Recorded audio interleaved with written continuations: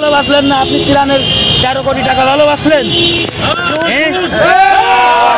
13 কোটি টাকা যদি ব্যাংকে থোয়া হয় 1 লাখ টাকায় 1 লক্ষ টাকায় প্রতি মাসে 800 টাকা সুদ আসে। আর 800 টাকা মানে ম্যাক্সিমাম একদম কম, যেটা আছে আপনার জিপিওই যে 800 টাকা 600 টাকা সুদ আসে। তা যদি 600 টাকাও যদি সুদ আসে তাও 13 কোটি টাকায় 8 লক্ষ 74,000 কত টাকা সুদ আসে 13 কোটি টাকায়। তাহলে এই টাকাগুলো আপনারা কি করতেছেন? এই যে আওয়ামী লীগের যে সকল নেতাকর্মীর গাড়ির বহরের থেকে যে টাকা সোনা দানা গুণনি করলো, এই টাকা গুণন কোথায় গেল? এই টাকা তো আমার গরিবের ট্যাক্সের টাকা। কোথায় গেল আপনারা জানেন না, আমি জানি। এদেশের বড় বড় মন্ত্রীর এসপায়ার চাকায় এসপায়ার একটা চাকা থাকে না, বড় বড় মন্ত্রী মিনিস্টার বড় বড় সরকারি কর্মচারীর এসপায়ার চাকায় ওই মায়ানমার টেকনাফ থেকে এদেশে আবার ট্যাবলেট আসে। ওই সোনা মসজিদ, ওই কাবাই নবাবগঞ্জ, ওই দিনাজপুর, ওই নীলফামারী, ওই ঠাকুরগাঁ, ওই অঞ্চল থেকে আমার দেশে মাদক আসে।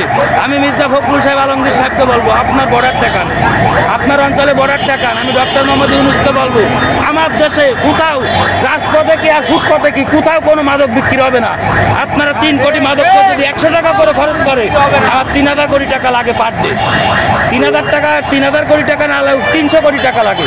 সেই 300 কোটি টাকা 3 কোটি টাকা লাগে। সেই 3 কোটি টাকা যদি আমার দেশে থাকে, আমার দেশের মানুষ স্বাবলম্বন হতে পারবে, আমার দেশের মানুষ প্রতিষ্ঠিত হতে পারবে।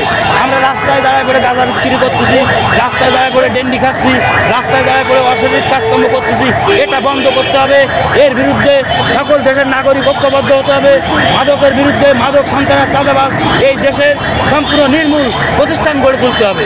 যে মাদকের, চাঁদাবাজের, সন্ত্রাসের কোনো ঠিকানা এদেশে হবে না।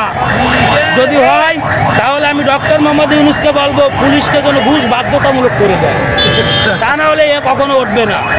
আপনি দেখেন এখন পুলিশের কথা শোনে না, পুলিশ এখন হাতে ভাই ধরতেছে, বাহাত্তরায় দিকে যাস নি, তারপরেও গাছ দিতে চলে যাবে। একজন মোটরসাইকেল নিয়ে সেই স্টুডেন্টসের পরিচয় দিয়ে পুলিশে তাবা মারতে যায়। কোন পাওয়ারে মারতে যায়? ওরা আমাদের দেশের গর্ব, ওরা সরকারি চাকরি করে, আমরা ওদেরকে ভালো করতে পারিনি। এটা আমাদের ব্যর্থতা, আমাদের সরকারের ব্যর্থতা, আমাদের জনগণের ব্যর্থতা।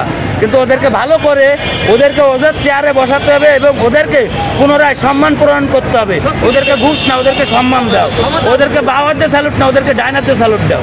ওদেরকে পুলিশ না, ওদেরকে ভাই বলো।